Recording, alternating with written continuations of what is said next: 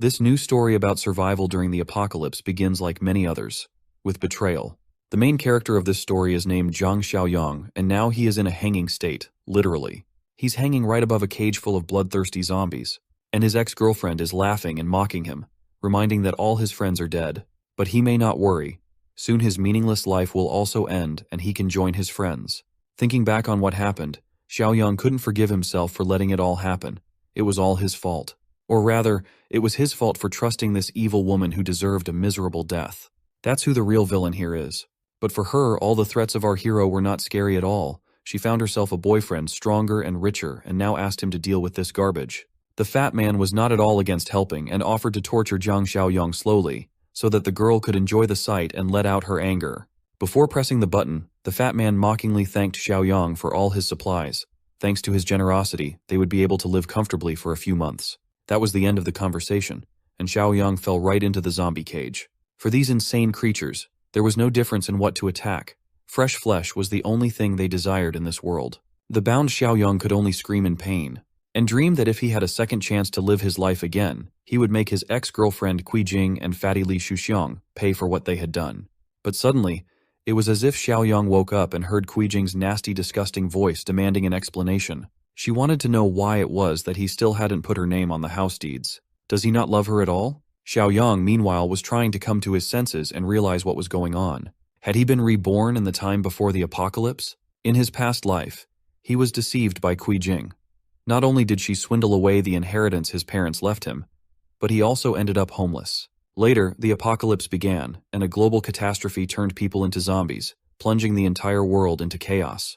But even in the midst of this chaos, Xiaoyang was not confused, and with the help of friends managed to survive, and after some wandering built a safe zone. In it they could not be afraid of zombies, and thanks to good supplies they could live there for months. That's when Qi Jing appeared again. She pretended to be a desperate person who was looking for shelter, and she won Xiaoyang's sympathy again. Yes, it was stupid, and he realized it himself now. The very next night, she opened the gates of the safe zone to the enemies who had long dreamed of destroying them. Now, this same traitorous woman was not calming down and demanded 400,000 yuan bride price in addition to the house if he wanted to marry her. She behaved the same as always, confident that Xiaoyang was enchanted by her beauty and couldn't see her rotten character. But this time it will be different. He won't let this evil thing twist him around. However, he needs to act carefully. Being overly impulsive could hurt him now. Qi Jing gave him a week's time to do what she demanded, otherwise the wedding would be cancelled. At this, Xiaoyang threw her out of the house and assured her that he understood. Qi Jing was not used to such an attitude and couldn't understand what was going on. Since when had her slave Xiaoyang become so assertive? Had he changed his mind about being her servant? Now that he was rid of that annoying traitor, he could look around. There was only a month left before the apocalypse began, and Xiaoyang had to start preparing immediately, or else it would be too late later. Suddenly, he received a notification like in some kind of game. He received a system mission after activating the apocalypse system. The mission had a very common name, Apocalypse Preparation. To complete it, he needed to own a piece of land and prepare a year's stock of supplies. For completing it, Xiaoyang could get 10 points, which he could exchange for rewards in the system store. Our hero was pleasantly surprised by such a bonus. The system, missions, and rewards for their completion. What else is needed for happiness? Just what could be bought in the system store Xiaoyang did not know. Mostly there were loot boxes and some potions, for example, to improve physical strength. But from all this, our hero was distracted by his stomach grumbling and demanding a proper meal. Xiaoyang had almost forgotten how in his previous life he was skimping and saving every penny to gather Qi Jing's bride price, which left him malnourished. Now he was not going to limit himself and decided to have a fancy dinner delivered. In a month's time, zombies would be everywhere, and as long as good food is available, he should take advantage of it. A few hours later, the delivery arrived. Xiaoyang would never have allowed himself such a legendary Michelin 3-star takeaway before. He decided to start by tasting what a 300 yuan braised pork tasted like. After what he ate during the apocalypse, it was divine and just too good to be true. Our hero didn't stop there and went into food devourer mode. His appetite was quite good and soon he was almost done. Just at this moment, the phone rang. Wen Shuya, Qi Jing's friend, was calling, which meant that she had already managed to complain to her. Xiaoyang answered the phone and immediately regretted it. A shout immediately came from the phone, Wen Shuya demanding to explain how dare he treat Qi Jing like that. She just wanted him to prove his love. If he can't give her his property, then how can he say he loves her? Actually, Qi Jing was just testing him a little and he failed the test. But if he brings the house deeds and 1,000,000 yuan in cash as an apology, Then Wen Shuya will try to help him convince Kui Jing that it was just a misunderstanding. If he doesn't, he can expect a breakup. After such a long speech, our hero simply ran out of patience. Who does she think she is to test him? With an attitude like that, she should just get lost. Wen Shuya still tried to object, but Xiaoyang just ended the call. He was already fed up with these money-hungry girls. He didn't care about them now. The most important thing was to find and buy a suitable piece of land. There he could build the strongest fortress, which would not only be easy to defend, but also close to a source of water and forest. The next morning, he arrived at the real estate agency. He was immediately greeted by a consultant and asked if he had come to rent or buy a house. Xiaoyang assured her that it was neither. He was here for something more valuable. Suddenly, a real estate sales manager came up behind them and ordered the consultant Xiaoning to go and help carry the boxes. They received a big shipment of toilet paper today. She tried to explain that she had a customer, but it was no use. Manager Zhu didn't see Xiaoyang as a customer at all. He even scolded his subordinate for forgetting everything he taught her. Convinced that you can't be a real estate agent without flair, he sent her to work in the backyard, and told our hero that such a broke loser in cheap clothes probably cannot even afford to buy a toilet, so he can't even be called a customer. This arrogant attitude annoyed our hero, and he was going to teach this manager a lesson. To start with, Xiaoyang asked him to repeat what he just said, and explain how dare he look down on the others. Manager Zhu was not going to back down. Confident in his power, he proudly declared that he was a man who looks down on dogs like our hero. If Xiaoyang could buy himself at least a toilet, he would eat shit on livestream. One look at Xiaoyang was enough to realize that the manager would soon regret about his words. Well, since the manager said so himself, Xiaoyang advised him to make sure he would find some fresh, steaming ones later. After all, our hero didn't come here today to rent or sell a house, but to buy land. All the customers around him were shocked. It was the first time they had seen someone rich enough to buy land. In that case, Ms. Xiaoning invited him to sit down so she could give him a detailed introduction. Manager Zhu watched all this with gritted teeth, confident that anyone could talk. But when it came to payment, he didn't believe that Xiaoyang would be able to pay. Xiaoning provided our hero all the pieces of land available for purchase. He could view them while she would explain everything. But for our hero, none of that was necessary. He knew exactly what he wanted. Xiaoyang was going to name his requirements and let her see if they had anything suitable. Xiaoyang wanted the land to be near mountains and water, preferably with running water. It would be ideal to have factories or large buildings on the land. To find something suitable, Xiaoning needed a little time. But then Manager Zhu came from behind again. He seemed to have a hobby of approaching from behind. He thought that the piece of land that fit all the requirements is located in the Eastern District. Xiaoning thought it was a bad idea. That place was the Tea City land. There were many unfinished factories and pending projects there. Such property couldn't be sold to customers. Manager Zhu didn't think so. He still hadn't seen any customers here. And this loser with such high demands in his opinion was not here to buy land, but to make trouble. Xiaoyang didn't really care where the land was located, as long as it met his requirements. Incomplete factories were also not a problem, even on the contrary, an advantage. After looking at the details, our hero decided that it was exactly what he needed. With the barbed wire, this place would be easy to defend, and unfinished factories would save a lot of money and time on construction. So he agreed to buy this land. He was ready to sign the contract now and pay for the purchase. Xiaoning was shocked. She couldn't believe that someone in his right mind was going to buy this land with unfinished factories. But still Xiaoyang stood firm and even asked her to do it quickly because someone here couldn't wait to eat fresh poop. Soon enough, Manager Zhu held the check in his hands and couldn't believe it was possible. This ragamuffin was able to pay 300,000 wen for a land with abandoned factories. This was just crazy to him. Xiaoyang reminded him before he left that he had made the payment, and now it was his turn to perform. While Zhu is enjoying the process, Xiaoyang will send him a donation in Super Chat so that he won't be so offended. The other customers started encouraging the fat manager to hurry up because they had already started the stream. One just had a stomach that didn't feel good, but he promised that it would at least be fresh. Thus, Xiaoyang had completed the first step of the system task. Now it was time to get to the second one. Xiaoyang had spent all the money to buy the land, and now he needed to figure out how to get money to accumulate supplies. When he was leaving the real estate agency, he was recognized by an old acquaintance, Li Shuxiang, and he immediately wondered what our hero was doing here. However, all these questions flew out of his head when he saw what was going on inside. The staff and customers were forcing Manager Zhu to keep his promise while he was desperately asking for help and how much he didn't want to eat poop. Meanwhile, Kuijing was painting her nails and enjoying life carefree. She got a call from Li Shuxiang and asked if she knew that Xiaoyang had come to the real estate company to buy land. Of course she didn't know, and was shocked at where he got so much money from. Li Shuxiang clarified that Xiaoyang had paid 300,000 yuan, probably the bride price money he saved. Now she was just furious that that bastard dared to use her money. Li Shuqiang advised her to calm down and not get mad, but rather go find Xiaoyang and ask him what was going on. But she was blinded by anger. She wasn't going to ask him anything.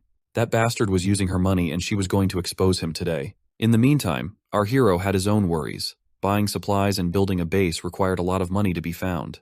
All his peaceful musings were interrupted by a frantic knock on the door. It was Jing along with her sister. She was still furious that he dared to spend her money. Xiaoyang still couldn't understand what she was talking about. Jing, on the other hand, continued as she thought to expose him that he used the bride price money to buy land. That money belonged to her, and since he bought the land with it, it also belonged to her. Xiaoyang didn't even know how to respond to this crazy woman's claims. He finally decided to explain things to her in a way that even a dumbass like her would understand. He has a lot of money, but he's not going to spend a single cent on her. Besides, he knows about her affairs with Li Shuqiang. Jing didn't understand what was going on and how he even knew about her and Li Shuqiang. Her sister, seeing where things were going, suggested to everyone to calm down and solve this little misunderstanding between a couple. But Xiaoyang was not going to waste his precious time on these two. There is no misunderstanding here. Jing is not his girlfriend, but a pathetic doormat of that old fatty Li Shuqiang. Right after that, he slammed the door in her face and told her to get lost. Just looking at her already annoys him. Jing still couldn't understand how he knew. She and Li Shuqiang had always been very careful when renting rooms. Her sister didn't know about them either, and didn't understand why her sister didn't share such important information with her up front. Is she really dating that middle-aged man? Jing assured that it was nothing serious.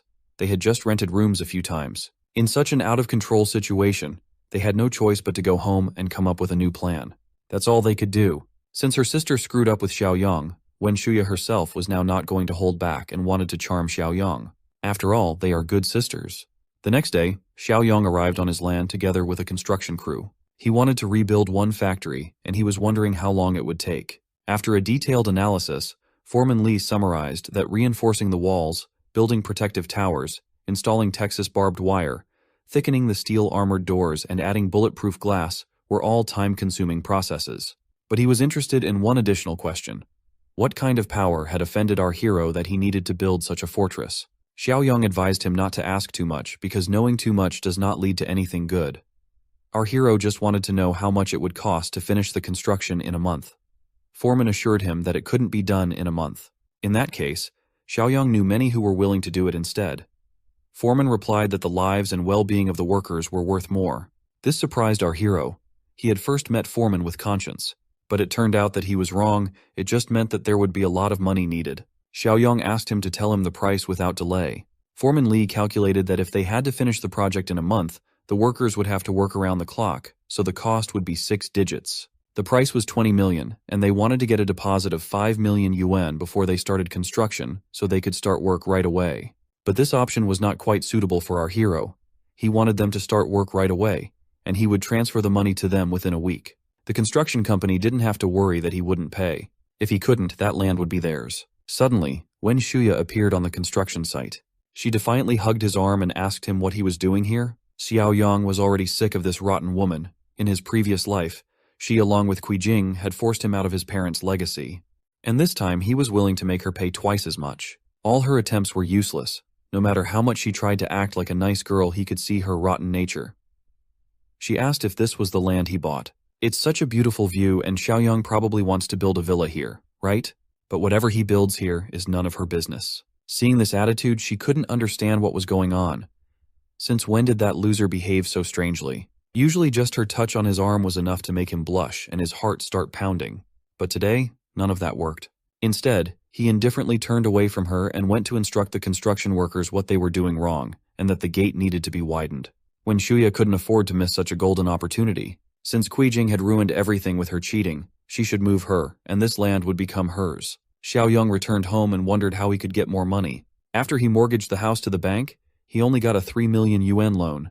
It wasn't enough to cover the cost of even the first phase of construction. Although if you thought about it that way, the apocalypse was inevitable anyway, and if he sold the house to a few people, it wouldn't matter. It was something that needed to be dealt with. Just in time, there was a knock on the door. It was the damn annoying old man neighbor. He lived downstairs, and his name was Grandpa Li. He was a rich old bastard. He owned the apartments on the first and second floor and wanted to buy the third floor too, but Xiaoyang wouldn't agree to sell it. So this old man was doing all sorts of nasty things, painting the doors, scattering trash, bringing coffin and jamming lock to the doors. He's been up to all kinds of dirty tricks, and now he's come to complain that Xiaoyang made noise last night by having a party here. Of course it was a deliberate lie. Our hero went to bed early last night and didn't do anything like that. But there was no point in arguing further. Xiaoyang knew that the old man wanted his house, so he pretended that he was fed up and gave up. Now he was ready to sell the house to the old man. The old geezer couldn't believe his ears. But Xiaoyang had a condition. He wanted to stay living in the house for another 6 months until he found a new place to live. But the old man must transfer 5 million into his account right now so he could pay the deposit for the new house. If the old man doesn't agree to this condition, he can forget about the deal. The greedy old bastard couldn't let that slip away and agreed, but demanded to sign the contract so that Xiaoyang couldn't change his mind later. This was no problem for our hero. That old bastard would still die in his house when the apocalypse started. Once old Li transferred 5 million yuan, then in sum with the loan from the bank, Xiaoyang had collected 8 million. Now it's time to complete the second task and get the reward. The biggest supermarket was perfect for this task. Xiaoyang began to diligently stock up on supplies for the year ahead. People around him looked at him as a mentally unstable guy and preferred to stay away. Finally, he dragged a whole bunch of grocery carts to the checkout line. People around him still didn't understand why he was buying so much stuff. They just laughed at him like he was just another fool who believed in rumors about the apocalypse and the end of the world. But their conversations didn't mean anything. The most important thing was that Xiaoyang had completed the system's task and received 10 points. Among all the options available in the system store, the protagonist's supply box was worth 10 points. And Xiaoyang didn't hesitate to use this opportunity and decided to spend all the available points on this box. The purchase was successful, and he received this mysterious box. After opening it, he received a level 1 space ring that allowed him to use his own subspace of 500 cubic meters. Also inside this space, time stood still, allowing the items inside to not spoil. This was an incredibly successful gain. There was a reason why our hero had a good feeling about this box. The fact that the time inside the subspace stood still meant that he could even store fresh food inside and it would never spoil. Along with the new item, Xiaoyang also received a new mission, 10 years of sustenance. For its completion, it was possible to get 20 points. But suddenly our hero was called by the supermarket security chief. He'd gotten word that some crazy guy was causing trouble. Turns out he knew Xiaoyang. The security chief's name was Yang Tao. He went to the same high school as our hero and was the lackey of a local bully who bullied the weak and feared the strong. In the past, he had extorted money from high school students for his boss, and Xiaoyang had frequent conflicts with him. Today, Xiaoyang didn't expect to run into him here. Yang Tao demanded that our hero put all these things back where he got them from, otherwise he would not be kind to him. Xiaoyang replied that he still hadn't changed and was still bullying the weak. But our hero was not going to return anything. He is a customer here, and he is always right. Is this really how customers are treated? Then Yang Tao demanded that Xiaoyang pay for the items right now, otherwise it would be his own fault for being cruel. After an hour, all the cashiers in the supermarket finally calculated the price of all the items. A total of 56,000 yuan.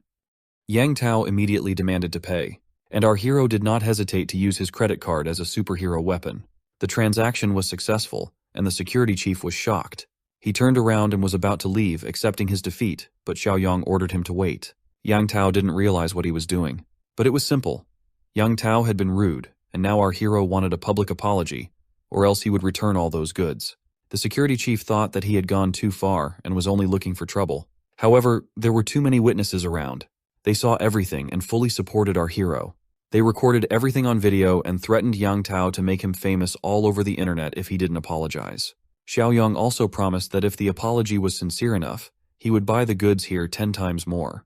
If Yang Tao didn't believe him, then he could bring the POS machine and our hero would show him his balance. Yang Tao couldn't believe it when he saw 7 million in the account. Xiaoyang only demanded to apologize, and then he would continue buying. While the security chief struggled with his pride, this battle was short-lived and he lost. The pressure was too high and he gave up and apologized. Passing by, Xiaoyang advised him not to be so thoughtless in the future because you never know how the situation will turn out. Now Yang Tao put on a mask of benevolence and asked why our hero buys so many things. Of course, Xiaoyang replied it was none of his business. He was planning a big deal. In that case, Yang Tao knew what to offer. The items in this supermarket's warehouse were not enough. If Xiaoyang wanted to make a big deal, he should have found a wholesaler. And he just knew one since he worked at the supermarket. It was Zhang Shengzhe. He was currently in the wholesale business. He immediately called him and happily told him that he had found a big customer for him. Xiaoyang realized that some people never change, and since these two bullies still worked together, He could only wonder how much they were ripping off the supermarket. Soon they arrived at the wholesale warehouse together. An expensive car drove up to them rather carelessly. From the way Zhang Shengji drove arrogantly, our hero realized that he had probably never been scammed before, and it was time to fix that. It was a meeting of old friends, although the arrogant boss didn't recognize our hero right away, and Tao had to remind that they once went to middle and high school together. Even so, Shengji had a hard time remembering who Xiaoyong was at first. But after thinking for a while, he finally remembered. It was exactly that guy with a bit of a backbone. Shengji took one look at his former classmate. He didn't like the cheap non-designer clothes at all. He despised people who pretended to be rich when they weren't. Shengji had already made a conclusion about our hero based on his clothes. He immediately turned to Tao to teach this idiot a lesson for bringing him such a useless big client and wasting his time. Shengji even gave him a kick in the ass to think better next time, even though Tao tried to stand his ground, knowing that Xiaoyong was actually rich. Shengji couldn't even allow such a thought. He had been in this business for years, and as he thought he could tell at a glance who was rich and who wasn't. Xiaoyong saw that some people never change and called Shengji an illiterate who looks down on people. Shengji immediately grabbed him and demanded him to repeat what he just said. Xiaoyong was absolutely not afraid of him, and repeated to his face that he looked down on people. But it turned out that it was not this that offended him at all, but the fact that our hero called him illiterate. This was not what Xiaoyong had expected. It turned out that this bastard was really shameless. Tao, seeing the impending fight, hurriedly intervened and advised our hero not to touch Shengji's sore point. He is really illiterate, so he hates to be called like that. But for saying that, Tao received another kick and insults from Shengji, who was angry because he was not allowed to do what he wanted. Turning to our hero, Shengji gave him a condition. Either Xiaoyong buys a truckload of goods from him or crawl back on all fours. Our hero was more than satisfied with this. He ordered Shengji to let go of his collar and call out the account number. In just a moment, the angry expression on Shengji's face changed to a shocked one. Xiaoyong had somehow actually transferred $1 million into his account. According to our hero, it was only a deposit. He had plans to buy 5 million worth of goods. Shengji asked what kind of goods he needed. Xiaoyong replied that he needed oil, rice, salt, snacks, and drinks. Simply put, the products that didn't spoil for a long time. An imperceptible smile appeared on Shengji's face. He had just received a batch of almost expired food, and this was the perfect opportunity to slip it to Xiaoyong. Upon arriving at the warehouse with the food, Shengji offered our hero to pick up the entire shipment at a discount of 10% off the original wholesale price. The offer was great. However, Xiaoyong realized that Shengji wouldn't sell him food at such a cheap price so simply. So the first thing he decided to do was to check the quality of the food. As Xiaoyong suspected, it was a trap. Although the packaging looked new, the food was almost expired. Shengji didn't expect Xiaoyong to figure out his plan so quickly. He immediately offered him a discount of as much as 50%. But our hero wasn't satisfied with this deal. With this 5 million, he intended to buy the highest quality food. However, he had plans for this expired product as well. Xiaoyong told Shengji that he was willing to take the expired goods from him for half the price, but with the condition that the payment would be made in a month. Shengji was incredulous at our hero's words, but Xiaoyong replied that he would pledge his house. Shengji was confused because he didn't understand why Xiaoyong needed the expired food. He couldn't even suspect that after a while, even this expired food would be worth its weight in gold. Xiaoyong didn't intend to go into details and told Shengji to deliver the goods to him at the right address. Suddenly, someone called to our hero regarding the sale of a house. Quickly saying goodbye to Shengji and Tao, he left. The buyer was an old man who was ready to pay 400,000 down payment and give Xiaoyong 3 months to move out. Everything was going so well that it made our hero a little wary. He asked the old man why he was in such a hurry. He replied that his granddaughter was about to change schools, and she needed a place to live. Xiaoyong was the only one selling the house in the neighborhood. The old man was so honest that he gave Xiaoyong all the information himself. Our hero asked if he was afraid that with this information, he might raise the price. The old man realized his mistake, and in a panic began to beg our hero not to do this, as it was all his savings. Xiaoyong was not a scumbag who took advantage of innocent people's kindness. He replied that their deal was on, then signed the contract. The old man was incredibly happy, for now his granddaughter had a place to live. He was so kind and polite that he even apologized to Xiaoyong for distracting him from his work. Realizing how kind and honest the old man was, our hero felt that he and his granddaughter would not last a month in the apocalypse. Calling out to the old man who was already leaving, he asked him for his address. After a while, Xiaoyong arrived at his own land, where work was in full swing. After telling the foreman that the payment would be transferred soon, he inquired about the progress. As it turned out, almost 80% of the construction had been completed. The protection and thickness of the walls and doors were just as he had requested. The warehouse was based on the factory. There, everything was ready, and the warehouse could be used. This was great news. Xiaoyang immediately called Shengzhe and told him to bring the supplies. Soon the warehouse, more like a doomsday vault, began to fill up with resources. Under Xiaoyang's strict command, everything was ready by evening. As soon as the workers left, our hero could finally evaluate the work done. Everything had gone according to his plan, and now he could exhale. At the same time, the system sent a notification that he had successfully completed the task, for which he received 20 system points. When Xiaoyang opened the system store, he saw that there was a new box with awakened abilities in it. This meant that he could obtain supernatural abilities before the apocalypse began. Xiaoyang bought one box without a second thought. When he opened the box, he obtained a level 1 ability called Mind's Eye, thanks to which he could detect the hostility of the target. Xiaoyang was glad, because in his opinion, this was one of the most useful skills in the early stages of the apocalypse. The system didn't seem to want our hero to relax, as it soon sent him another task. This time he needed to obtain weapons. Lots of weapons. Xiaoyang didn't mind at all, as that was exactly what he intended to do. It was time to get some guns. With the new task at hand to arm himself for the upcoming apocalypse, Jiang Xiaoyang found himself in the seedy underbelly of the city, the busy late-night black market. Walking around, he could hear the incessant haggling and obnoxious noises of customers and sellers trying to get better deals for themselves. There were scammers everywhere. Suddenly, something caught our MC's attention. Something he saw out of the corner of his eye. It was a man familiar to him, the man that Kui Jing was clinging to in the first apocalypse, Li Shuxiang. He was aggressively trying to bring down the price of some fake jewelry, eventually whittling down the seller to agree. Jiang Xiaoyang was not expecting to run into this guy tonight, but it made sense that the bastard would be trolling for fake jade bracelets. That witch, Kui Jing, was actually dumb enough to be tricked by fake gifts. A few feet away, he finally found a stall selling some promising wares. Sharp blades were lined up on the floor, each one more lethal than the last. As soon as he laid eyes on those sharp blades, a smile crept up on his face. He finally found what he was looking for. Squatting down in front of the seller, he boldly asked if they sold any hard stuff at this stall. Mr. Camouflage, who looked like a military man, wasn't amused by any of his cryptic messaging. The dude threw him a knife sharpener, telling the young man to grind the blades himself for something harder. Growing more serious, he commented that none of these knives were hard enough. What he was looking for was something a lot tougher. Realizing what he was implying, Mr. Camo turned deathly serious and asked if he was asking for trouble. Mr. Camo's irritation was interrupted by the sound of his phone notification that 200,000 yuan had been transferred into his bank account. In front of him was Jiang Xiaoyang, holding up the receipt after he sent the astronomical funds through the QR code at the stall. This was his way of pacifying the irate seller and proving that he was a serious buyer. Finally convinced, Mr. Camo called one of his men to come and watch the stall while he handled real business. His attitude towards Jiang Xiaoyang made a 180-degree turn as he politely led the young man to another building, as talking outside could be a little inconvenient. They did not have any problems entering the innocuous building next to the store. Mr. Camo was now trying to sell Xiaoyang some homemade guns for small targets. They cost 2,000 yuan, and ammo would come cheap. Our boy immediately declined. That stoked Mr. Camo's competitive spirit a little bit. So, he busted out some replica revolvers modeled after active-duty handguns.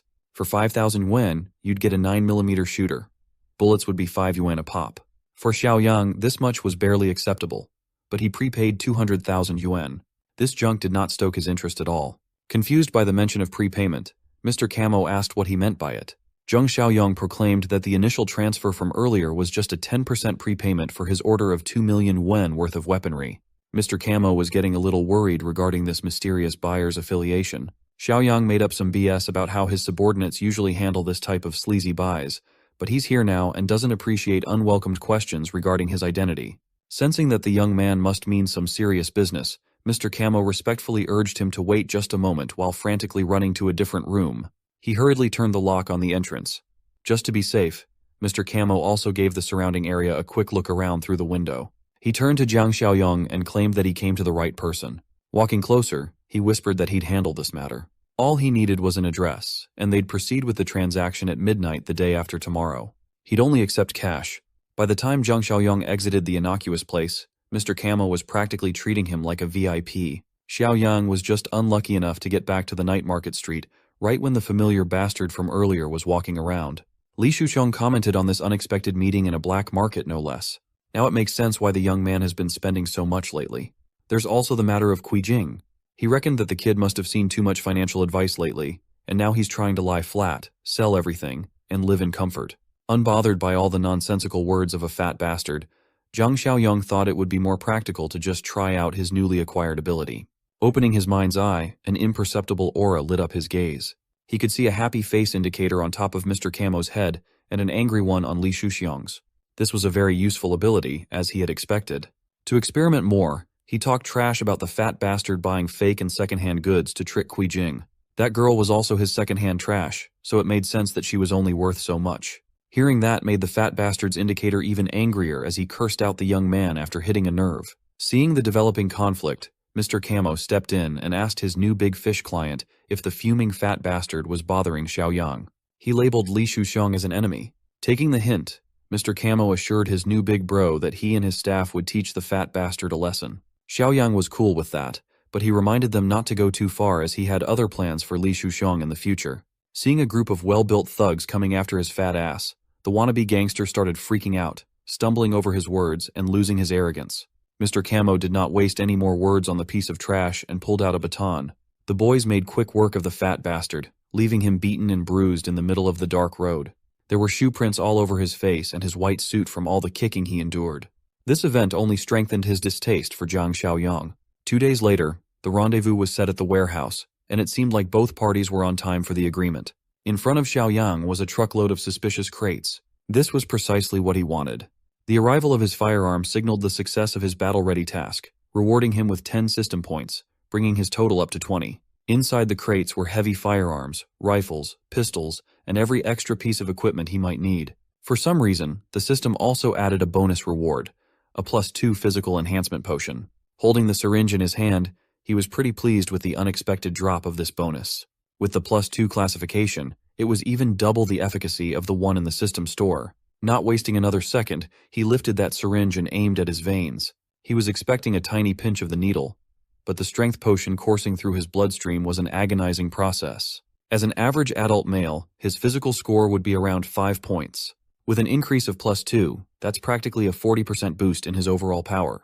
Since that's the case, he resolved to open the system store, his gaze locking in on the other physical enhancement potion listed there. Realizing the value of increased strength while holding another massive syringe, he might as well maximize the advantage it would give. After injecting another strength cheat code, his physical score had finally reached 8. He was practically 60% stronger than an average man, and he was eager to test this out. Seeing some loose iron bars strewn around the warehouse, the idea of testing struck Zhang Xiaoyong.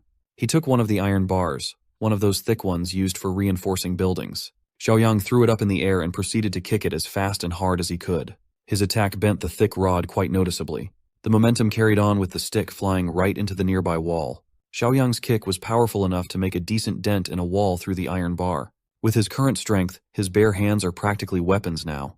He would be comfortable going up against an early apocalypse right about now. As for the weapons he just procured, keeping them out in the open would be a stupid move, so it would be better to store them in the spatial ring for safety. Xiaoyang just pointed his magical ring at the contents of the truck, and they were promptly absorbed. If everything proceeds as he remembers, the day after tomorrow will mark the first day of the apocalypse. He doesn't have much time to do everything else that needs to be done. For some reason, he couldn't brush off the image of that old man pleading to buy his house, using a modest amount of hard-earned cash for his granddaughter.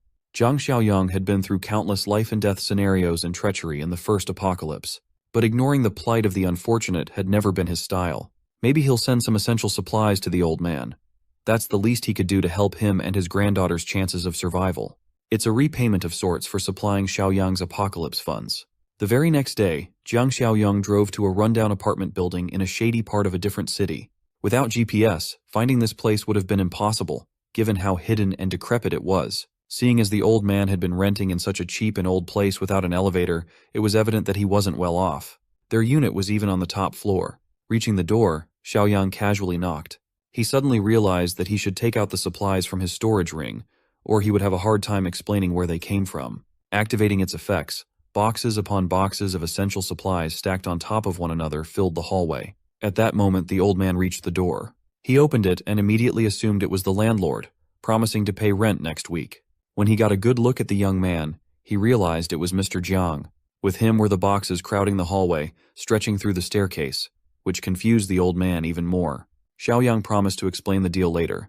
They needed to get these boxes inside before the neighbors saw them. After a few minutes of lifting, which was done mostly by Xiaoyang, They managed to get everything inside.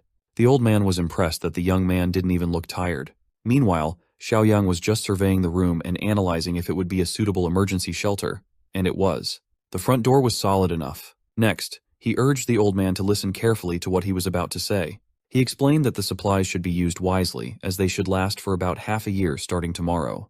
Just as he was about to go into more detail, Xiaoyang was taken aback by a photo displayed in the room. The old man was still confused. In the photo was the proud old man and his beautiful granddaughter. Much to Xiaoyang's surprise, the girl in the photo was a close friend he had during the first apocalypse, Shanshan. He promptly asked the old man if the girl in the photo was named Meng Shanshan. This confused the old man even further, as he had never mentioned her name to the young man before. Xiaoyang's expression darkened, and he hurriedly asked the old man where the girl was. She was still at school while they were arranging the transfer paperwork. The young man could still remember when Shanshan expressed her regrets about dooming her grandpa in the early days of the first apocalypse. As far as he could remember, Shanshan's grandpa would end up risking everything to save her. The old man would bravely break into her zombie-infested school. In that doomed timeline, he would manage to save her, but would die in the process. Being a close aide in his previous life, Xiaoyang resolved to never let that kind of pain happen to Shanshan again. He turned to the old man and declared that the house wasn't for sale anymore. The innocent grandpa panicked, thinking Mr. Jiang was pulling out of the deal. But Xiaoyang gave him a tougher pill to swallow. The world would turn into a living hell tomorrow. The house and Shanshan's school wouldn't matter anymore. For now, they needed to pick her up and transfer her to a safer place. This sudden declaration only confused the old man even more. Xiaoyang was in such a rush that he failed to factor in the incredulity of the apocalypse. It was hard to explain what was about to happen to an old man. So, he used a more understandable term for an old head, urging the old man to imagine how tragic and terrifying living through a famine was. Sure, it sounded scary, but famines couldn't happen in times of peace, right? Realizing that no words could convince the old man to trust him, Jiang Xiaoyang took a show-don't-tell approach. He sucked all the supply boxes back into his storage ring in an instant. He even included everything else in the room. By the time he was done, the old man was looking at an empty, spacious room.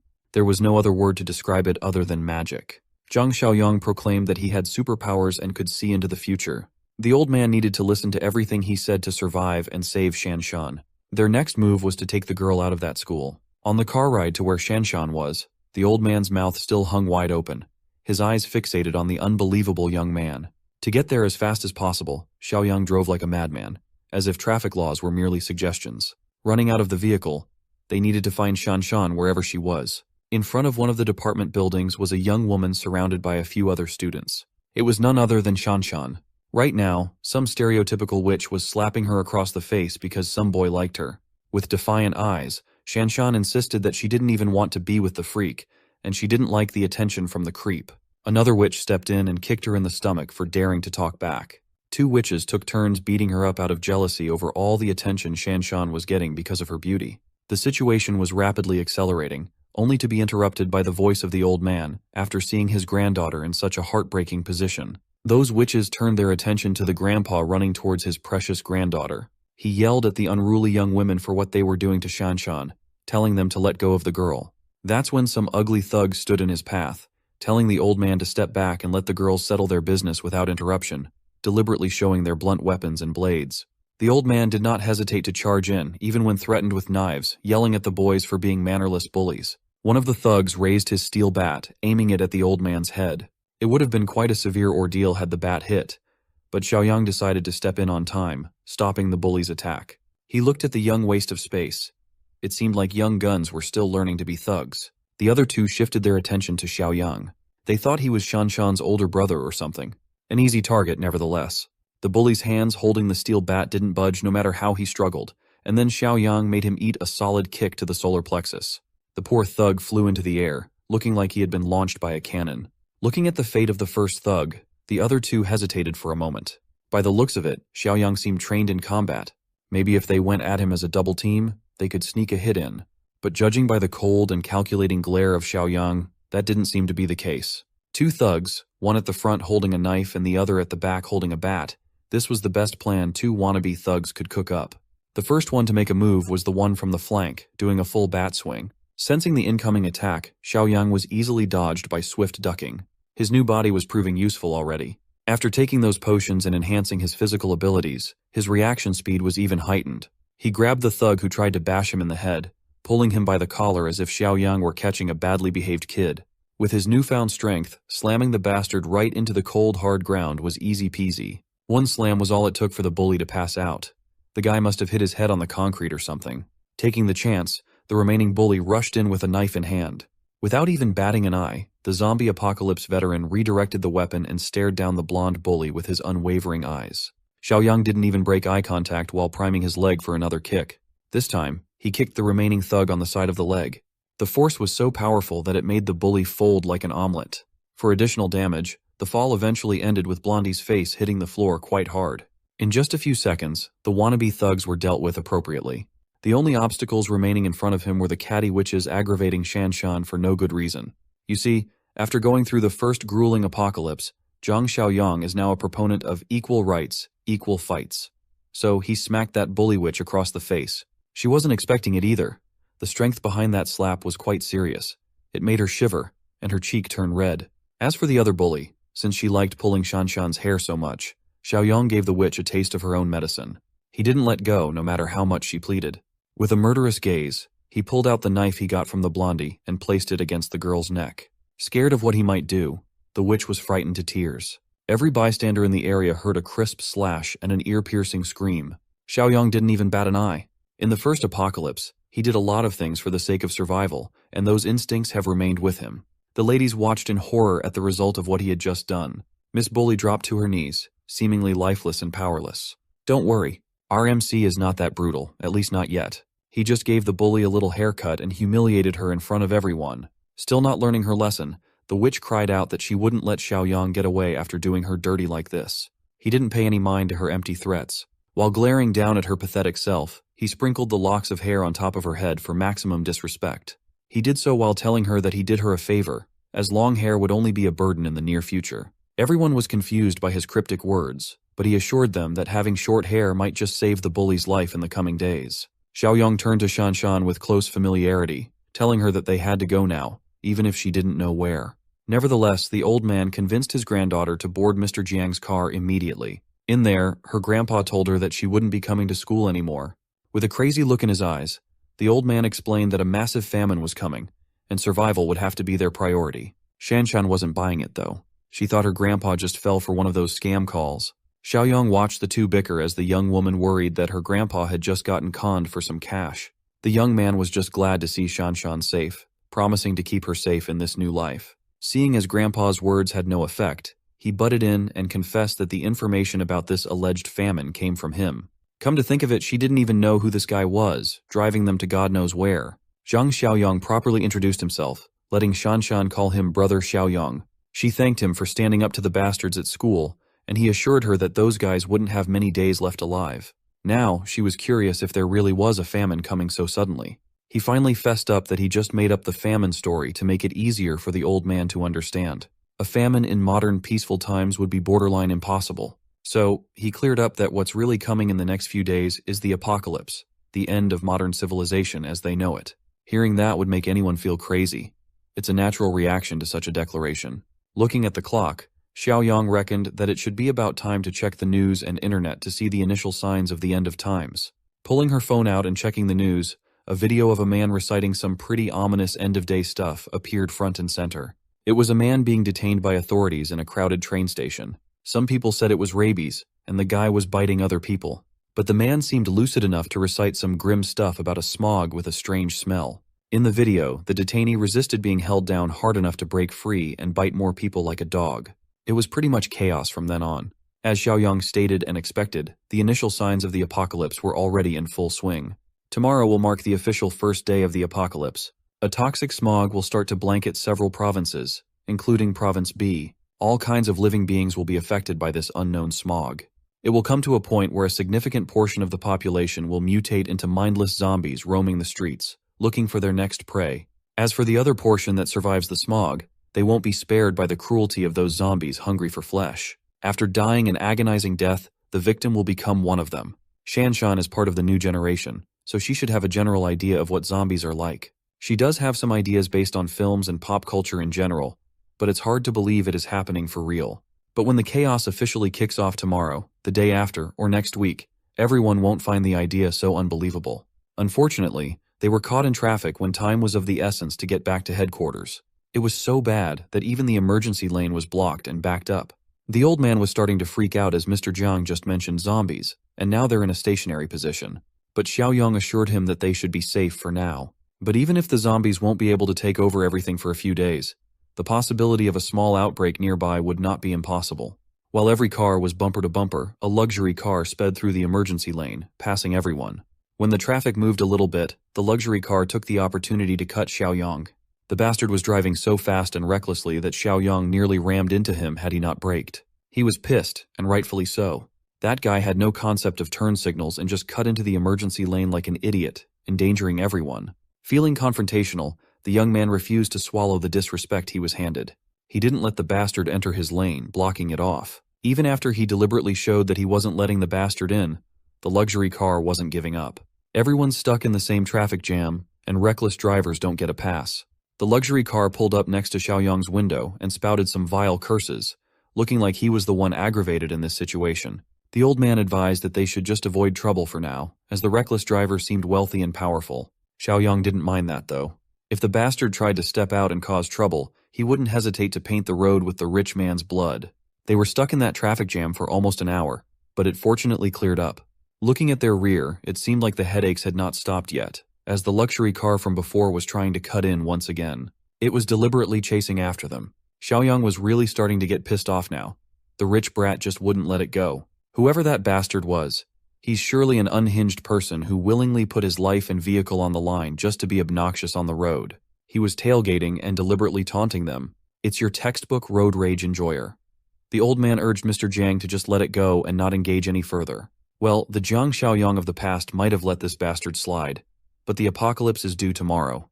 There would be no need to tolerate scumbags like that rich brat anymore. So Xiaoyang played with the road rager for a little bit. He bet on the guy bitching out at the last second, and he came out on top. The rich brat nearly crashed on the hill nearby, and he had the gall to attribute it to the little punk from the traffic. The suited-up bastard immediately dialed traffic police to ask for surveillance footage. He wanted to track down Xiaoyang to show that the people at the top were not to be messed with. By the time the three reached the headquarters, it was already well into the night. As soon as they stepped out of the car, the old man looked at the compound with his mouth wide open in surprise at its scale. Shanshan commented that the whole place seemed a little too much. Xiaoyang told the two to get some rest starting tomorrow, and everything they believed would be turned upside down as the world entered hardcore mode. That's what he said. But he looked pretty chill and comfortable in front of his viewing deck with a coffee in hand first thing in the morning. Shanshan had just woken up and found Xiaoyang nearby. It had been so long since she had a great sleep, and not having morning classes was a liberating feeling. Since she was already up, this would be an excellent time to take her on a tour around the fortress.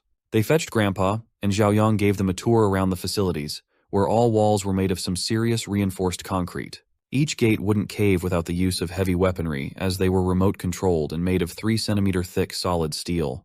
Whether it was people or zombies, keeping anything out would be a cinch. He also reminded them that no one other than the three of them would be allowed inside the fortress without Xiaoyang's permission. Shanshan interpreted that as leaving other survivors who managed to reach this place to die outside with the undead. Xiaoyang did not answer outrightly. He just invited them to come to the next spot. He carefully explained that with the apocalypse underway, human nature would become even more unpredictable than it already was. The evil inside people's hearts would be magnified without laws. Having a big heart and compassion would only get them killed down the line. So he led the two to view a spot that he had constructed. It looked like a fenced apartment complex with multiple shipping containers strewn around. He instructed that in the event he wasn't around and survivors came seeking help, they could be housed in this buffer zone as temporary shelter. Without his explicit permission, the ban on other people from the main fortress still stood. The old man concurred. The next stop on the tour would be the food storage. He would also point out which areas of their supply place could be rationed out to other people. Entering the warehouse filled with stacks upon stacks of essential supplies, it seemed like an absurd sight. Xiaoyang turned around, looking at them with intent. He proceeded to activate the mind's eye to check their hostility status after showing them the goods. Fortunately, he saw happy faces on top of their heads. It should be safe to assume that this was a sign of trust. So, he continued with the next showcase from his storage ring, while explaining that weapons were the most important thing in this apocalypse. He handed Shanshan a crossbow and the old man a shotgun. He reminded them to ensure that these weapons remain under their control, never falling into someone else's hands. It was only common sense to do so. Weapon security was a must unless they wanted chaos. While in the middle of the tour, Xiaoyong received a notification regarding a new system task. After reuniting with Meng Shanshan, he was given another mission to reunite with another former comrade named Zhang Qi. This notification came as quite a shock to Xiaoyong. Looking at the city from the viewing deck, he saw an arrow indicating Zhang Qi's location. He was already planning to find his old friends, so this was a nice bonus. Before bolting off to take on the mission, he told the grandpa-granddaughter duo to remember the rules and never think of violating them. When asked where he was going, he entered his car and answered that he would be out to recruit and build up the team. The giant arrow indicating Zhang Qi's location seemed to be pointing at a KTV bar. Inside one of the rooms, a group of friends were having fun drinking and singing karaoke. The silver-haired Zhang Qi drunkenly stumbled out of the room with one of his boys to go to the restroom. After emptying their bladders, the two drunkenly stumbled out into the hallway. Being so inebriated, Zhang Qi accidentally bumped into a girl. It was a light bump, but the girl looked supremely irritated. Not thinking much of it, Zhang Qi immediately apologized. But the girl's escort did not take the whole thing well. Calling Zhang Qi a punk, he kicked the young man indiscriminately. Zhang Qi stumbled into a nearby wall, falling on his ass, and it looked pretty painful. His buddy ran to his side to check if he was okay. He certainly didn't look like it.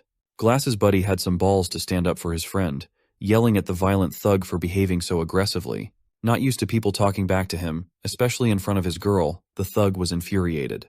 He lifted Glass's buddy by the collar, and the bastard was quite strong. Seeing the situation escalating, Zhang Qi tried his best to get back up and admit that he was at fault, pleading for the thug not to hit his buddy.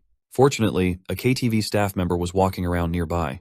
He was lamenting getting over stomach flu and immediately catching a cold, but the commotion caught his attention. It seemed like fights were quite commonplace in this bar, as drunk people just couldn't keep their hands to themselves. The staffer decided to step in to try and break up the fight, asking both parties to calm down. When the thug turned around, he looked offended to be stopped. He took it as disrespect, as even the KTV's owner would not dare touch his clothes. The heroic staffer was now the target of the thug's anger, so he silently gestured for Zhang Qi and his buddy to hurry up and leave. Bastard thug demanded that the bar boss come out right away, or he would shut the place down. Mr. Staffer tried to de-escalate, but it seemed ineffective as the college boys ran away. Back in karaoke room 3090, the two barged in as if they were being chased by a wild animal. Their other friends were naturally curious as to what was happening and why they were in such a frantic rush. Well, they basically bumped into a drunk thug who threatened to beat them up really badly. They were lucky that one of the staff was quick-witted and kind enough to defuse the commotion. One of their friends stood up, telling them they should have put up a fight as their mechanical engineering class should never back down. He wanted to call other guys from their department to retaliate. Zhang Qi stopped the hothead from doing so, as acting tough and looking for trouble when they had less than a year until graduation would be a stupid move. They should just keep singing, dancing, and celebrating. They did just that. But the trouble continued looking for them in the form of the drunk thug with his whole group. It looked like they beat on the server to find room 3090. The boys were naturally surprised that a group of unknown tough guys had just charged inside. Drunk thug threw the server like a rag doll and pointed at Zhang Qi and his friends, telling his boys to grab everyone. The college boys did not dare resist for fear of escalating the violence even more, so they surrendered. Seeing the fate of the beaten server made them shiver. The tough guy of mechanical engineering taunted the thugs, daring them to let him make one phone call. Grabbing a whiskey bottle, drunk thug stopped the tough guy from talking. He did so by smashing the full bottle in his hand against the tough guy's head. Tough guy Chen Chong's blood and the whiskey mixed as it flowed down to the floor, much to Zhang Qi's worry. Outside the KTV bar, a familiar car just pulled up to the entrance. Zhang Xiaoyong came out of his car with a smile, excited at the thought of seeing one of his old buddies from the first apocalypse. He was amused by how in character, a KTV was for a college student version of Zhang Qi. He entered the premises, guided by the top-notch staff. Even when they faced the horrible end of the world for the first time around, Zhang Qi had always been the type of guy who still had the heart to sing. Chen Chong tried to act tougher than he really was, and all it got him was a painful head wound from a shattered liquor bottle. The thug turned to his lady, feeling full of himself. But she was not amused at all, as Chen Chong was not the one who bumped into her earlier. That was no problem at all since they could just smash Zhang Qi's head open all the same. However, it seemed that Chen Chong was quite resilient. Grabbing a metal ashtray, he fought through the pain to retaliate but was apprehended by the other thugs immediately. His guts both impressed and irritated the head thug. Using the fresh bottle in his hand, he delivered another brutal blow to the tough guy's head. Zhang Qi and his classmates could only watch as one of their friends got trashed not once, but twice. Being the good buddy that he was, he ignored the armed thugs around and charged at the head thug tormenting them. While he and Glasses were bravely standing up for their friend, The remaining cowardly dude trembled in fear. Unfortunately, a 2 versus multiple gangsters situation was a recipe for disaster. But while they were getting beaten up, the injured KTV attendant started groggily standing. Despite the disadvantages in numbers, Zhang actually held on quite well, giving the thugs a lot of trouble. While they were distracted trying to beat one another, the KTV attendant had already started abnormally mutating, losing his sanity. The rabid zombie immediately ran up to where the largest clump of living flesh was, exhibiting extraordinary speed. One unfortunate thug just happened to be the nearest, so the infected attendant took a bite out of his back like it was a medium-rare steak. Still unaware of what was happening, the thug was just annoyed at the dog-like behavior of their first victim. Meanwhile, Zhang cowardly classmate was losing his mind out of terror instead of backing his friends up. Another thug tried to pull the attendant off his buddy's shoulder, but the bite was way too persistent, and the mutation had enhanced his physical strength. Suddenly, the infected turned around in one swift motion, letting go of one thug's shoulder and transferring the bite over to another thug's arm. The bite was painful, but the more troublesome part was the enhanced physical strength, making it borderline impossible to shake the infected off. At this rate, everyone in the room would probably fall victim to the mutated attendant if a certain someone did not intervene. Zhang Xiaoyang stole the spotlight by grabbing the rabid attendant by the back of its neck and lifting the beast up in the air with a single arm. To neutralize the threat, he turned to the nearest glass wall and smashed the zombie right into it, shattering the glass. Xiaoyang turned to the warring thugs and students, telling everyone to stop what they were doing. His display of swift viciousness was quite effective in demanding their attention. The thugs reckoned that this stranger must be strong as hell since they could not even move the rabid attendant with 2 people teaming up. Head Bastard was quite ineffective at reading the room, redirecting his anger towards the man who had just smashed a rabid zombie with one hand. Ignoring the gangsters, Xiaoyang turned to Zhang to ask if the young man was bitten. Stuttering in confusion, he replied that he was not bitten. None of them had a clue as to what was going on. Without further explanation, Xiaoyang just ordered his old friend from a previous life to come with him. For some reason, Zhang felt compelled to follow, but was stopped by the head thug, who still thought that he was the top dog in this situation. Before another fight could erupt, one of the bitten gangsters started coughing severely while complaining about a severe headache, making his head spin. Xiaoyang could spot the early signs of mutation from a mile away, and this guy was exhibiting every symptom. Aside from the massive bite wound on his shoulder, he also complained about having a runny nose earlier in the day. While still holding the rabid zombie by the neck, Xiaoyang confirmed that the thug was bitten. The signs of rot and infection were already visibly spreading from the wound itself. He was a lock for infection, and with the bite so close to the nervous system, the spread would only accelerate. The thug was bound to mutate sooner rather than later, and they could not afford to deal with 2 rabid zombies in such a closed space. So, Xiaoyang started moving, dragging the resisting zombie, drawing everyone's eyes to his following action. Upon arriving near the door, he chucked the infected attendant inside the restroom. He immediately pulled the sliding door closed, effectively trapping the infected inside. The rabid zombie was quite rowdy, immediately getting up to aggressively bang on the door. Thankfully, zombies in the early days had not yet learned how to open doors. Everyone in the room looked at Xiaoyang with puzzled expressions. With the threat of the rabid zombie effectively neutralized, Xiaoyang's demeanor shifted to an even more aggressive one as he asked Zhang which one of these thugs needed to catch his hands.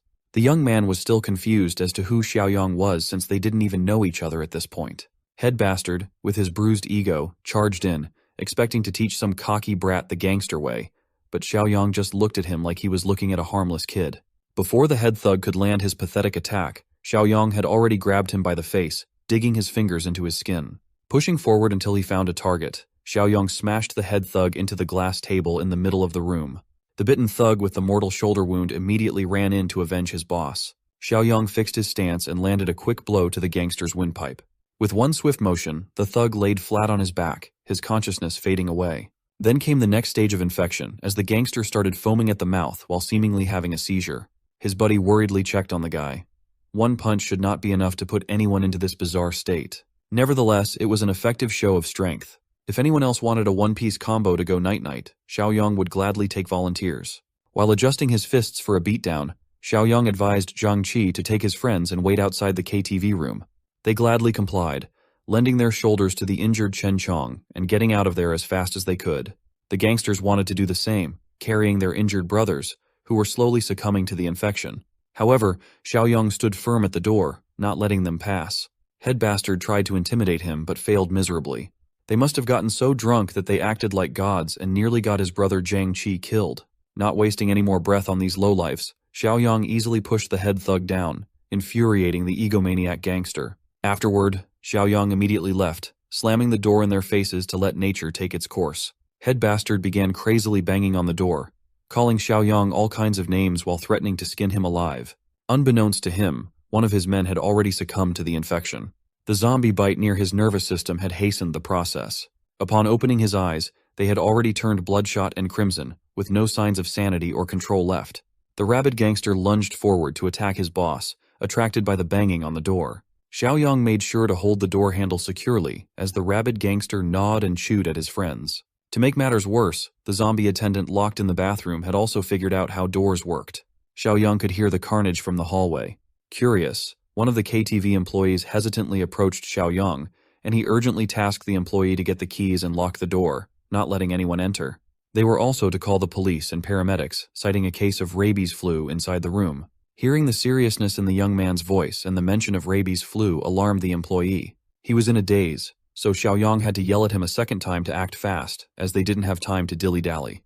The KTV room was securely locked from the outside, with the unintelligible grumbles of the rabid gangsters audible from the hallway. As for Zhangqi and friends, Xiaoyang invited them to follow him for now, leaving the KTV employees to deal with the aftermath of what had just transpired. The employee who locked the door couldn't help but be creeped out by the inhuman noises coming from inside. One of his colleagues curiously approached, asking what the chaos was about. The mention of rabies flu would alarm anyone who heard it, and so, they decided to run to the security room and check out the live security footage. As soon as they arrived at the security room, the live feed showed the stuff nightmares are made of. It was a gore fest of rabid monstrosities feasting on their dead friends. The insanity in their eyes was terrifying as they gnawed on flesh and blood. Even the girl was not spared, her face bitten and eaten. This footage certainly lit a fire under the security team to call the cops. Meanwhile, Xiaoyang warned the college friends that the area was not safe anymore and that they must leave as soon as possible. Not sure what to do, they willingly entered Xiaoyang's car, and they went on their way to the off-grid base camp. Zhangqi thanked Xiaoyang for helping them against those thugs. But they still hadn't been properly introduced, so he was a little apprehensive. Zhang Xiaoyang formally introduced himself and lied about the fact that he had been hired by an anonymous employer to protect Zhangqi. The coward of the group curiously asked if the rabies flu was confirmed, as he had seen people debunk the hoax on the internet not too long ago. Xiaoyang simply cited what they had seen back in the KTV room. There was no other logical explanation for it. Glasses fearfully asked if there was any medicine or vaccine against this rabies flu they were talking about. Xiaoyang stared at the boys from the rearview mirror while driving and gave it to them straight. The disaster wouldn't end, and it would only get worse. In other words, they were already in the midst of the apocalypse. Speaking of the apocalypse, they just happened to pass by more blatant evidence of what was happening. At the side of the road, an infected man was chasing after a pedestrian, fearing for his life. The current situation in the city could still be considered just a small outbreak in isolated areas, as the majority of infected people were still in the incubation phase. But sooner rather than later, the epidemic would spiral out of control on a massive scale. If the boys wanted to survive, they had to listen to everything Xiaoyang said from now on. Fearing for their lives and feeling indebted to the reliable stranger, they promised Brother Yang that they would listen to him. Rescuing and gaining Zhangqi's trust finally gave Xiaoyang the pass to his mission, rewarding him with 20 system points. Now was the perfect time to secure more resources, so he was excited to see the new loot boxes in the shop. There was an Apocalypse Farmer box, Armed Deterrence box, and food supply boxes to splurge his points on. He had already seen the Apocalypse Farmer box, so it seemed like he would need to either refresh or buy it to open spots for new stuff. Nevertheless, every one of these boxes seemed useful and was not too expensive. Xiaoyang planned to redeem all of them once he got back to the fortress. Sneakily stealing glances at the college boys, one more tricky problem came to his mind. In their past life, Zhangqi was betrayed by one of his doormates, leading to the deaths of multiple people at the brutal hands of zombies.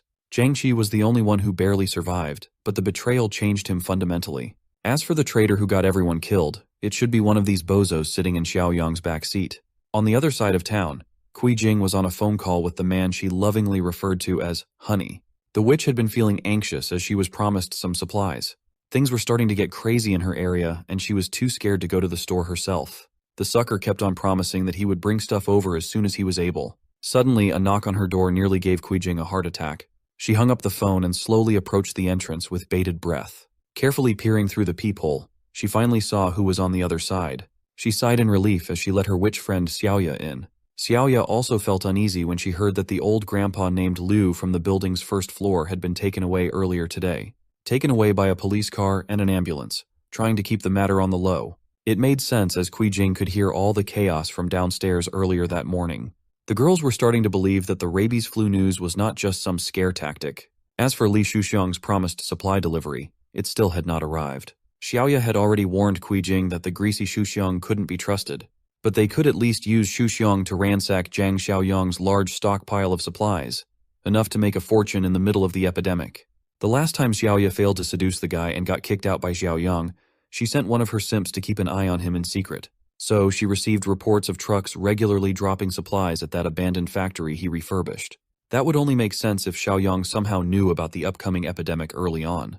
And so, the two witches devised a plan to use Shuxiang to ransack the place, taking a cut of Xiaoyang's riches by force. Xiaoyang pulled up to the base camp without encountering any further problems along the way. The boys also got out of the car, taking in the view of what Xiaoyang had impressively built in such a short time. Jiangxi could not hide his excitement and amazement at the unbelievable scale of the base camp. It would be more appropriate to call it a fortress at this point. Xiaoyang just smiled at his old friend's reaction. That's pretty much how everyone reacts at first sight. The noise of their car also prompted the other tenants of the fortress to check things out with their weapons in hand. Grandpa and Shanshan were just glad to see Xiaoyang return in one piece. The young man assured them that he was fine, and called the boys over to introduce them as the new members of the fortress. Well, he only knew Jiang Qi, so he just referred to the other boys as Jiang Qi's classmates. Grandpa Shengbo and Shanshan cheerfully introduced themselves too, welcoming the newcomers to the safety of the fortress. Then, Xiaoyang tasked Grandpa Shengbo with taking a few guys to show them around the area and explain their rules and regulations in detail. Glasses couldn't help but feel like they had just entered some military base camp. Before touring the place, the coward meekly demanded everyone's attention first. He asked if they could be issued some weapons too, so they could contribute to defending the massive place. Xiaoyang shot him a glare of suspicion. They had not been here for a whole hour, and the guy was already requesting to be armed. Wasn't that sussy? Glasses whispered to Yiming, the coward, to stop being so eager to get weapons as they were the newcomers here. Demanding something like that requires a degree of trust first. To shut Yiming's demands, Xiaoyang promised that everyone would get weapons in a few more days. Also, Chen Chong's head injuries were severe, so he should be checked in the medical room first for treatment. After a few hours, the boys finally managed to shower off the booze and the tension from the life-or-death scenario. Yiming turned to Glasses and annoyingly asked why he had stopped his demands for weapons earlier. He reckoned that if Glasses had not intervened, maybe they would have guns in their hands right about now.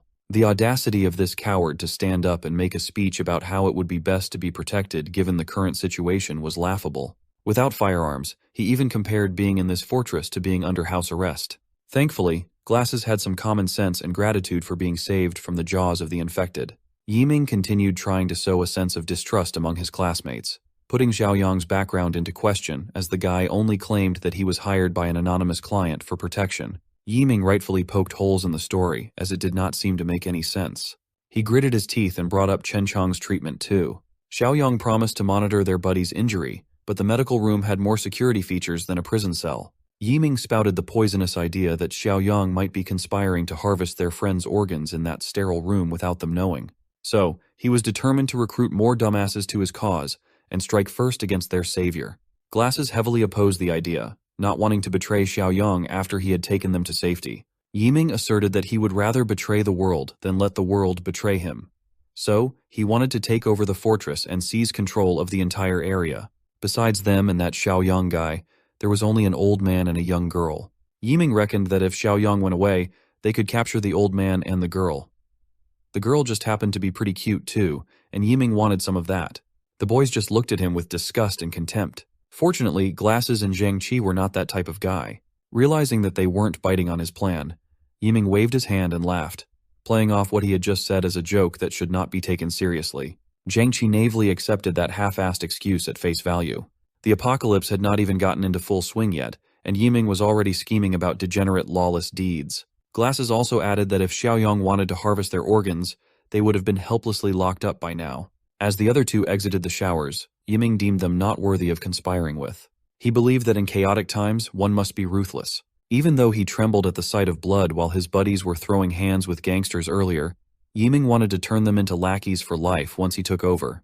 Grandpa Shengbo reported that Zhang Qi and the others had started settling in. As for the injured Chen Chong, he was also in recovery. As instructed, all doors and windows had also been secured.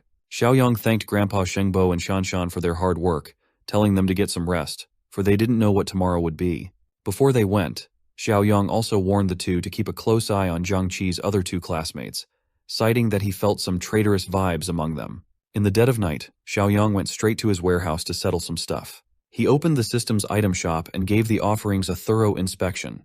Clicking on all of the offered products, he successfully redeemed the Level 1 Apocalypse Farmer box for 2 points, the Level 1 Food Supply box for 5 points, and the Level 1 Armed Deterrent Supply box for another 5 points, leaving him with 8 points remaining.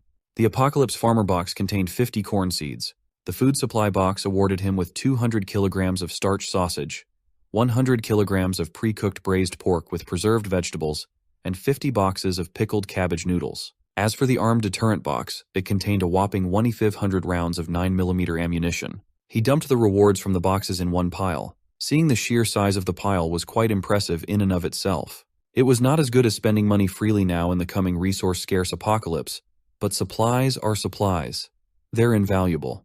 The next day came, and the morning started with multiple vehicles pulling up to the gate of the fortress. They confirmed that they had the correct address and started setting up their plan. What came out of the vehicles were multiple armed men sporting blades, as a man wearing a suit finished his phone call. After hanging up, the suit ordered his men to break the gate down with all their might. The stupid army started bashing the steel gates with their bats and tried to kick them down with their feet. After a few minutes of trying to no avail, they complained that the door was too thick, and they would not be able to break it down with the equipment they brought. Mr. Suit felt infuriated. He came here expecting to burst through the door of a normal house, only to get stopped at the entrance. So he ordered his men to bring out the big guns, and they hurriedly carried off wooden crates filled with their secret weapons. Instead of explosives or high-caliber guns, the contents of the crates were actually multiple wine bottles. The stupid army fashioned them into handy Molotov cocktails and started chucking them over the gates. The rain of fire just landed in the yard, not even reaching the apartment complex on the other side. Still, the Molotov cocktails caused quite a stir as they burned high and bright first thing in the morning. After blindly tossing the fiery wine bottles all over the place, some had finally managed to hit the roof of the outer apartment complex. Shanshan, Zhang Qi, and the others finally noticed what was happening and came out with fire extinguishers and buckets of water in hand. Xiaoyang had already warned them about something like this. The disaster had not fully hit yet, and extreme situations were already unfolding. While the youngsters dealt with the fire, Xiaoyang and Grandpa Shengbo emerged from the warehouse with an assault rifle and a shotgun, respectively. They went straight to the watchtower to get a visual of the villains causing chaos and looking for trouble outside the gate. Upon arriving at the top, Grandpa Shengbo commented that the guy in the suit and the car at the forefront seemed awfully familiar. If he remembered correctly, it was the guy who had a road rage incident with them on the highway a few days ago. One of the thugs finally noticed someone standing on the watchtower from afar. He immediately notified his boss that the one they were looking for had finally shown his face. The little punk who had dared to provoke him on the road. Mr. Suit screamed and cursed at the top of his lungs, making sure that his sentiments and insults would be heard from way up the tower. He threatened to burn the doghouse down if Xiaoyang didn't come out.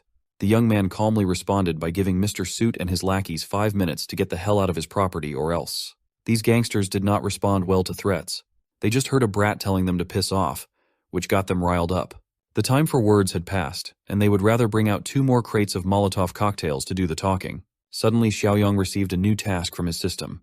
While Grandpa Shengbo stressed over whether they should fire a warning shot or something, Xiaoyang was busy reading his new mission. The task demanded that the threats be eliminated as quickly as possible for 10 points. Seeing the reward, Xiaoyang immediately abandoned the idea of warning shots. These intruders were clearly criminal gangsters. Order in society hadn't broken down yet, and they were already committing heinous crimes. They could not care less if someone got burned to death by their stunt. Xiaoyang believed that leaving scum alive during the apocalypse would only harm more innocent people in the long run, even endangering them. So he started aiming. Without hesitation, the young man pulled the trigger, and his bullet went for the first blood. The first hit landed on Mr. Suit's arms, stunning him and rendering him speechless and terrified. The agonized scream of their boss as he clutched his severed arm made the thugs realize that they must have messed with the wrong people. Xiaoyang, still cool as a cucumber, was actually frustrated that he missed a supposedly sure kill shot. He must have gotten rusty after reliving a peaceful life for too long. The thugs saw the assault rifle in his hands and hurriedly retreated to the cover of their vehicles. The first one to run was the boss, but Xiaoyang was the type of guy who obsessively follows through once he gets started. Aiming more accurately this time, he began picking off the retreating thugs one by one.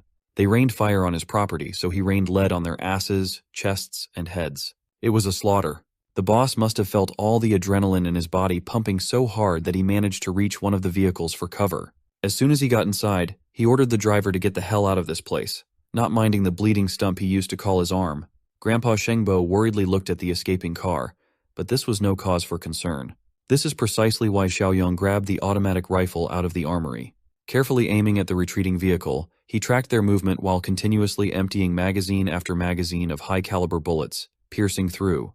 Grandpa watched as the young man continuously aimed, fired, emptied his load, and reloaded without a single wasted motion. The way the kid hip-fired and reloaded was so smooth that even during his military service, Grandpa Shengbo had never seen someone so efficient. After emptying a few more magazines, things finally quieted down in the vicinity of the fortress. The fires had also been successfully extinguished. Corpses of thugs littered the road leading directly to the fortress gate. The getaway vehicle was busted and broke down. Everyone inside was riddled with bullets. Xiaoyong nonchalantly ordered Grandpa Shengbo to call Zhang Qi and his buddies to come out and clean up the dead gangsters at the front door. On second thought, there might be a better way to make use of this little incident. Since it's still the early days of the apocalypse, maybe he could let the corpses below mutate into zombies and use them as practical targets to develop Zhang Qi and Shanshan's combat prowess. So, he told Grandpa to ignore his previous command and leave the thugs lying dead in the middle of the road for his more extensive plans for the future. Not far from the fortress, another batch of cars and vans drove closer and closer. Li Shuqiang was inside one of the white cars, impatiently inquiring whether they were close to the site or not. Kuijing put on her cute, playful voice and cheerfully responded that they should arrive after the next intersection. Xiaoya was sitting with her in the back seat. She actually felt irritated by the cutesy act that Kuijing always performed when this deadbeat Shuqiang was around. A witch knows when another witch is playing the game. Upon reaching the outskirts of the fortress, they pulled up, and Kuijing told Shuqiang to wait while she made her way inside. As soon as Kuijing got out of the car, she tried to rope her friend into her scheme too. She claimed that Xiaoya was the only one who knew what factory Xiaoyang was holed up in. Not wanting to get out of the car, Xiaoya claimed that it was the factory up ahead, which was pretty hard to miss. Besides, her shoes were not fit for walking too far. But Kuijing was quite persistent. She even went as far as dragging her friend out of the car, ignoring her pleas to even get her phone. Ultimately, Xiaoya was forced to tag along with her witchy friend, even though she really did not want to get involved any further. Back in the car, Li Shuqiang called his boys to get ready at any moment. He would take the lead, and as soon as his car started, the boys in the van were to follow. The vans were packed with a mix of young men and veteran gangsters alike, ready to invade the fortress even though they did not know what they were walking into. Xiaoya complained that she did not want to get dragged into this mess. But Kuijing could see through her sly moves, thinking that Xiaoya was making a move on her gangster sugar daddy. They had schemed and scammed together for far too long not to know every trick in the book. But she got it all wrong. Xiaoya actually dressed up and dolled up in hopes of hooking the loser, Zhang Xiaoyong, since Kuijing was already compromised with her affairs. Walking up to the gate, the girls finally noticed the grisly scene up ahead. The road was filled with corpses with bullet wounds throughout their bodies, so it was fair to assume that they died from a shootout. Xiaoya was deathly scared, urging Kuijing to just go back and abandon the plan. Judging by the blood, it seemed like the corpses had been there for a while now. Kuijing reckoned that these were two groups fighting over Zhang Xiaoyong's supplies. If these hardened criminals died in the process, then it would be safe to assume that loser Xiaoyong probably did not make it out alive too. It didn't really matter if he died, they just needed the priceless supplies. Xiaoya, being the voice of reason, wanted to let Li Shuqiang and his boys handle this mess, but Kuijing wanted to sneak over and see if the factory gate was locked. Unbeknownst to the girls, the gangster corpses had already started mutating with the inherent virus in their system.